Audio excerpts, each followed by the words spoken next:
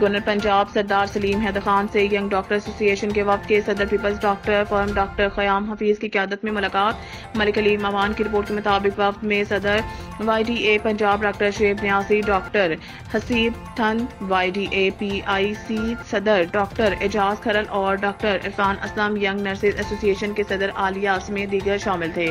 وفد نے گورنر پنجاب کے اسپتالوں میں ادویات کی کمی، ایم ڈی ایم ایس اور ڈپلومہ پروگرام اور یونیورسٹیز کے مسائل، پی آئی سی میں چیئرمین بورڈ آف مینجمنٹ کی مداخلت اور کرپشن کے متعلق آگاہ کیا۔